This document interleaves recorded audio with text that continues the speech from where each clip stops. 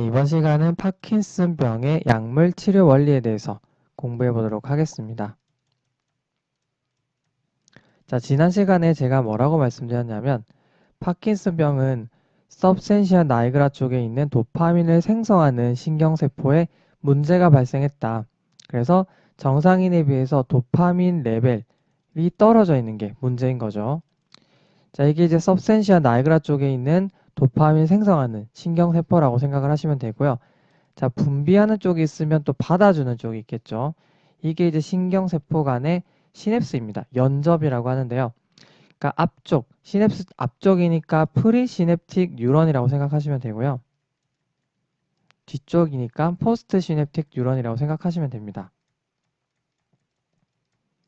자, 이게 이제 서브센시아 나이그라 쪽이라고 한다면 받아주는 쪽은 스트래텀 쪽이라고 저번 시간에 말씀드렸죠. 그리고 대표적으로 리셉터가 두 가지가 있는데 D2 리셉터 쪽으로 작용하게 되면 이게 억제성 신호로 연결이 되는 거고요. D1 쪽으로 받아주면 이게 흥분성 신호로 들어간다 라고 말씀드렸습니다. 자, 그래서 일단 이 파킨슨병 환자에서는 이 도파민 수준이 떨어져 있는 건데요. 그럼 이걸 우리가 약물을 통해서 높여주면 되겠네요. 자, 그래서 우리가 이 도파민 레벨을 높여주고 싶은데 도파민은요, 안타깝게도 바로 직접적으로 넣게 되면요, 우리가 보통 그러니까 말초 쪽에서 유입이 되겠죠. 약을 먹게 되면은 이 말초에서 이제 중추로 넘어와야 되는데 BBB라고 하는 혈내 장벽이 있습니다. 그러니까 아무나 이 중요한 공간에 침투하게 놔둬선 안 된다라고 해서 우리 몸에 있는 장치라고 생각하시면 돼요. 도파민을 직접적으로 말초로 섭취하게 되면 이거는 통과를 못해요. 안타깝게도. 그래서 이 도파민의 한 단계 전구 단계인 L도파라고 하는 걸 넣어주게 됩니다. 이게 레보도파예요. 자, 그런데 이 레보도파를 이제 말초로 우리가 섭취를 하게 되면은 일단 얘가 이제 무사히 혈내장벽을 통과해서 도파민으로 돼서 결국 이 도파민 레벨을 높여주는 게 목적이 될 텐데 이 L도파를 이 말초에서 방해하는 녀석들이 있습니다. 그러니까 L도파를 이미 말초부터 분해시켜버리는 효소들이 있는 거죠. 그러면 이 혈내장벽을 통과할 수는 있지만 이렇게 혈내장벽을 통과해서 제대로 많은 양이 도달하지 못하게 되면 결국 이 도파민 양도 감소할 수밖에 없는 거죠. 그래서 이를 무사히 보내주기 위해서 이 L도파를 변화시키는 여러 가지 효소들을 막아줘야 되는 겁니다. 자, 대표적으로 말초에서 어떤 효소가 있냐면요. COMT라고 하는 효소가 있어요. 이거는 카테콜라민 5메틸 트랜스퍼레이즈라고 하는데요. 이게 3,5메틸 도파로 변환하게 되는 효소입니다. 자, 어쨌든 이 효소를 막아줘야 됩니다. 자, 어떤 약물이 막을 수가 있냐면요. 바로 엔타카폰이라고 하는 게 있어요. 아니면 토카폰이라고 하는 것도 있습니다. 이 약물이 바로 이 COMT라고 하는 효소를 막아서 이 L도파가 말초에서 줄어들지 않게 해준다라고 생각하시면 돼요. 자, 또 하나가 있는데요. 대표적으로 자, L도파를 말초에서 도파민으로 바꿔버리는 효소도 있습니다. 선생님, 도파민 바꿔주면 좋은 거 아니에요? 제가 말씀드렸죠. 도파민은 BBB를 통과 못해요. 말초에 있는 도파민은 오히려 부작용을 일으킵니다. 이 도파민이 이쪽으로 가는 게 목표인데 말초에서 도파민을 바꿔버리면 결국 L도파만 양을 줄여서 최종적으로 만들어진 도파민 양을 감소시키게 되겠죠. 결국 이 단계도 우리가 막아야 됩니다. 네, 이 L도파를 도파민으로 바꾸는 효소가요. 바로 AADC라고 하는 녀석이 있어요. 같은 말로 DDC라고도 하는데요. 이거는 이제 DC가 디칼복실레이즈라고 합니다. 이건 이제 뭐 도파를 이렇게 바꾼다라고 해서 도파 디칼복실레이즈라고 하고 이거는 아로마틱 알파 아미노액시드 디칼복실레이즈라고 합니다. 어쨌든 뭐 같은 말이니까 이렇게 이제 혼용해서 쓰거든요. 어쨌든 이 효소가 말초에서 L도파를 도파로 바꾸는 건 안 되기 때문에 우리가 이걸 막아줘야 됩니다. 자, 뭐로 막냐면요. 칼비도파 많이 들어보셨을 거예요. 자, 그런데 중추에도 이런 과정이 있습니다. L도파가 도파로 가는 과정, L도파가 도파로 가는 과정이 있죠. 마찬가지예요. 여기도 이제 AADC가 있고 또 DDC 같은 말입니다. 이 효소가 바꾸는데요. 여기서는 꼭 필요한 단계죠. 그러나 말초에서는 일어나서는 안 됩니다. 그래서 칼비도파는요. 말초에서 중초로 넘어가지 못하게 돼야 되겠죠. 실제로 BBB를 통과하지 못합니다. 이것도 중요하겠죠. 같이 알고 계시면 되겠습니다. 자, 그리고 제가 아까 이 도파민이 오히려 말초에서 많이 만들어지게 되면 부작용을 낳는다라고 말씀드렸습니다. 자, 제가 예전에 구토 기전 설명을 드릴 때 도파민으로 설명드린 거 기억나시나요? 자, 이 도파민이 말초에 많아지게 되면요. 구토나 오심 같은 거 유발할 수 있어요.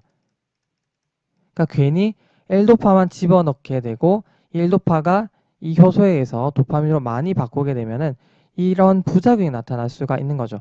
그래서 더더욱 칼비도파를 통해서 이 효소를 막아야지 말초에서의 도파민 때문에 나타나는 이런 부작용을 줄여줄 수가 있는 거고요. 또 하나, 자, BBB가 없는 중추도 있습니다. 특히나 이 구토를 유발하는 우리가 에어리아 포스트레마라고 하는 공간이 있거든요. 자, 이것도 제가 예전에 설명드렸습니다. 케모 리셉터 트리거 존이라고 제가 예전에 CTG라고 설명드린 데가 있거든요. 자, 여기가 바로 구토를 유발하는 공간인데요. 안타깝게도 BBB가 여기는 없어요. 자, 그러면 이 도파민이 이쪽을 직접적으로 갈 수가 있는 거죠. 도파민은 BBB가 있으면 통과를 못하는데 여기는 BBB가 없는데 또 구토를 유발하는 중추이기 때문에 이쪽으로 가서 구토나 오심을 유발할 수가 있는 겁니다. 그래서 우리가 이 도파민을 일단은 또 차단해주는 약물을 쓸 수가 있거든요. 그래서 그게 바로 돈페리돈 같은 게 있어요. 이게 말초에서 도파민 수용체를 기량할 수 있는 약제로 쓰기도 합니다. 자, 이런 것들을 보시면 왜 쓰지? 라고 생각하시는데 이런 용도로 쓴다라고 생각을 하시면 되겠습니다. 자, 결국엔 이렇게 이제 말초에서 COMT라고 하는 효소도 막아주고 또 이 AADC라고 하는 효소도 막아주면서 L도파의 양을 그러니까 상대적으로 많이 안 써도 되는 거죠. 그러니까 일단 이 L도파가 무사히 BB를 통과해서 중추로 갈 수 있게 도와주는 약제를 보조적으로 쓸 수가 있고 또 자, 이런 ADC를 맞게 되면은 도파민이 말초에서 난리를 쳐서 구토라는 부작용을 유발하지 않게도 해줄 수가 있는 거고요. 또 우리가 이제 혹시나 만들어진 도파민이 작용해서 또 구토를 유발할 수가 있기 때문에 직접적으로 이 도파민 수용체를 저해할 수 있는 도파민 수용체 기량제인 돈페리돈 같은 약물도 써볼 수가 있다라고 생각해 주시면 되겠습니다. 자, 여기까지 따라오셨죠? 자, 그럼 이제 우리가 중추로 한번 가볼게요. 자, 일단은 무사히 L도파가 왔어요. 그래서 이제 L도파가 도파민으로 가는데 그런데 이 도파민을 또 중추에서 막는 녀석이 있어요. 네, 바로 COMT라고 하는 효소인데요. 이 COMT는 레보도파를 변환시킬 수도 있지만 중추에서 도파민을 변환시키기도 합니다. 자, 시작점이 다르니까 결과물도 다르겠죠. 3메톡시티라민이라고 하는 물질로 바꾸는데요. 자, 이 레보도파를 중추에서 바꿀 수도 있겠죠. 이건 마찬가지니까 제가 땡땡이라고 처리해 놓을게요. 자, 일단 중추에서 이 COMT를 막는 약제는요. 톨카폰입니다. 이거를 막는 게 톨카폰. 자, 그리고 또 있습니다. 이 도파민을 저해하는 녀석이요. 바로 마오비인데요. 이건 이제 우리가 모노아민 옥시데이즈 B의 약자입니다. 마오비 많이 들어보셨을 거예요. 자, 이 마오비가요. 이 도파민을 뭐 다른 또 물질로 변환시키는데 별로 중요하지 않아요. 이런 것들. 이런 과정이 있다라고 생각하시면 돼요. 자, 그럼 이걸 또 저해를 시켜줘야 되겠죠. 어떤 약물이 있느냐? 바로 뭐 라사질린, 아이고 A가 있는데 그리고 또 우리 셀레질린 이런 게 있습니다.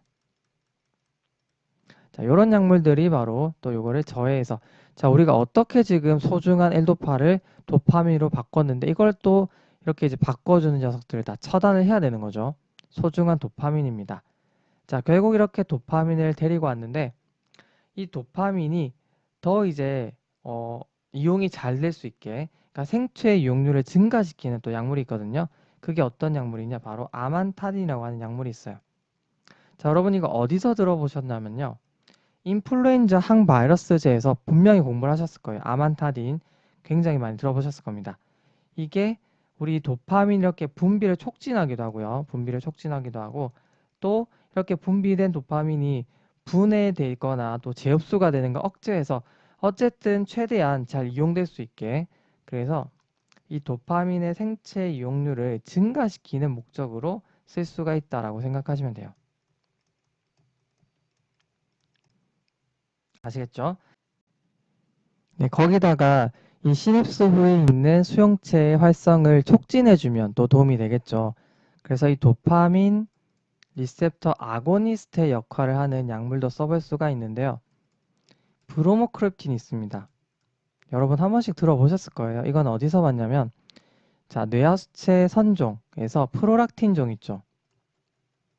그러니까 프로락틴이 지나치게 많이 분비가 되는 병태에서 쓸 수가 있는데요. 왜냐? 이 도파민이 프로락틴을 억제하는 역할을 하기 때문입니다. 거기다가 또 로피리놀이라고 하는 약물도 들어보셨을 거예요. 아니면 또 프라미팩솔 이런 것도 있는데, 자, 이런 약제는 우리 보통 하지불안 증후군에서 한 번씩 보셨을 겁니다. 네, 그러면 여기까지 우리가 간단하게 한번 정리해 볼까요? 자, 일단 이 L도파가 말초에서 유입돼서 최대한 중추로 많이 넘어가기 위해서는요, 이 말초에서 L도파를 변화시킬 수 있는 효소, CUMT나 DDC, 저해할 수 있는 약물을 보조적으로 쓸 수가 있는 거고요. 그 다음에 L도파가 중추로 넘어왔을 때 또 도파민으로 가는데, 이 소중한 도파민을 또 중추에서 바꾸는 효소들이 있는데요. 이거를 또 저해해 줄 수 있는 약제를 쓸 수가 있는 거죠. 이런 것들. 그리고 이 도파민이 결국 분비가 되는데, 이 분비를 촉진해주고 또 분비된 애들이 좀 더 오래 머물 수 있게 분해나 재흡수를 막아주는 생체 이용률을 증가시켜주는, 우리 보통 인플루엔자 항바이러스제로 사용이라는 이 아만타진을 쓸 수가 있다라고 하는 거고요. 또 이 뒤쪽에 있는 수용체 활성을 높여줄 수 있는 도파민 아고니스트 형태로 이런 약물들을 써볼 수가 있다라고 일단 간단하게 정리해 볼 수가 있겠습니다. 자, 그런데 이렇게 이제 도파민 농도를 증가시키는 치료를 하다 보면은요, 그러니까 다른 쪽의 도파민도 같이 높아지면서 문제가 나타날 수 있습니다. 도파민이 항진이 되면 대표적으로 정신증, 사이코시스 같은 게 나타날 수도 있는데요. 자, 여러분 예전에 제가 조현병 설명을 드릴 때 메조 림빅 패스웨이에 대해서 설명을 드린 적이 있습니다. 이 메조림빅 패스웨이 쪽에 도파민이 항진이 되면은 조현병의 양성 증상이 나타난다 라고 설명을 드렸는데, 대표적으로 뭐 망상이나 환각이 있습니다. 결국 이 조현병의 양성 증상을 누르기 위해서는 이쪽에 도파민 항진을 막아줘야 되기 때문에 특히나 D2 안타고니스트를 쓴다라고 예전에 설명드렸어요. 자, 마찬가지예요. 이렇게 이제 도파민 치료를 하다가 높아진 도파민 때문에 정신증이 나타났다. 결국 항정신병 약물을 쓸 수가 있는 겁니다. 대표적으로 클로자핀, 그리고 이제 쿼티아핀 같은 게 있는데요.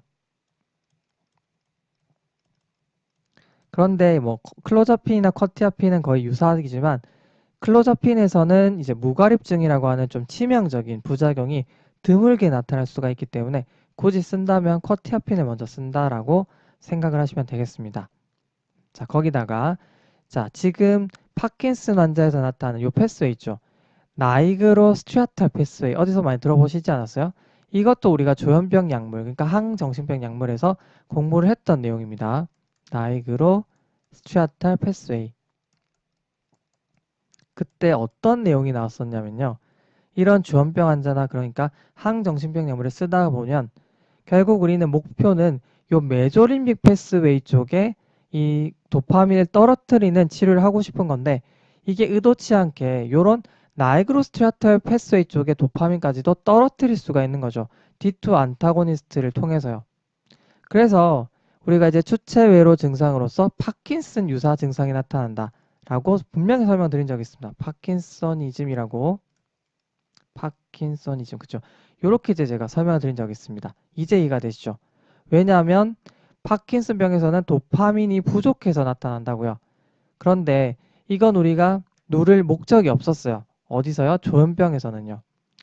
우리가 이제 목표한 거는 요 메조림빅 패스웨이 쪽, 아니면 메조 콜티칼 패스웨이 쪽에 이 도파민을 억제시켜주고 싶었는데, 의도치 않게 여기 나이그로스트리아탈 패스웨이 쪽에 도파민을 억제시켜 주다 보면 이게 마치 파킨슨 유사 증상이 나타날 수가 있다라고 하는 겁니다. 이번에는 반대로 뭐라고요? 우리가 이제 도파민을 높여주는 치료를 하다 보니까 이쪽을 높여주는 게 우리 목표였는데 다른 쪽, 그러니까 메조림빅 패스웨이 쪽에 도파민을 높여주게 되면은 반대로 정신증 같은 사이코시스 현상이 나타날 수 있기 때문에 그때는 우리가 이제 이걸 눌러주는 클로자핀이나 커티아핀 같은 걸 써볼 수가 있다라고 하는 거죠. 무슨 말인지 아시겠죠? 그러니까 항상 공부는 연결이 되어 있습니다. 이렇게 연결하시면 더 좋고요. 자, 그리고 마지막으로 제가 약간 이제 별개 이론이 있는데 결국 이렇게 도파민이 떨어져 있잖아요. 도파민과 아세틸콜린의 균형으로 설명하는 이론이 있습니다. 이게 균형이 맞아야 되는데 이렇게 도파민이 떨어져 있다 보면은 그러니까 아세틸콜린이 상대적으로 높아지면서 문제가 발생하는 거다라고 설명하는 이론이 있습니다. 그래서 오히려 아세틸콜린을 눌러주기 위해서 우리가 안티콜리너직스를 써야 된다라고 하는 게 있는데요. 물론 안티콜리너직스를 쓰다 보니 이거 자체 때문에 부작용이 나타날 수도 있습니다. 이거는 감수하는 거고요. 그래서 이런 이제 이론의 기초에서 쓰는 약물이 바로 벤즈트로핀이라고 하는 게 있습니다. 이것도 들어보셨을 거예요. 벤즈트로핀을 이런 이제 용도로 쓸 수도 있다. 그러니까 스트라텀에 도달하는 이 도파민과 아세틸콜린의 불균형 때문에 또 이제 설명을 하기 때문에 도파민 상대적으로 감소하면서 아세틸콜린이 증가해서 이런 이상 증상이 나타난다라고 설명하는 이론의 기초에서 오히려 이 아세틸콜린을 줄여주는 항콜린성 약물을 써볼 수가 있다라고 하는 겁니다.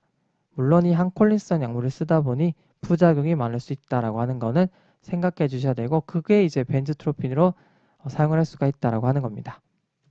자, 이렇게 우리가 파킨슨병 약물뿐만이 아니라 파킨슨병 이제 치료하다 보니 나타나는 여러 가지 그쵸 문제점을 이제 어떻게 처리할 수 있느냐 이런 것들 같이 살펴봤는데요.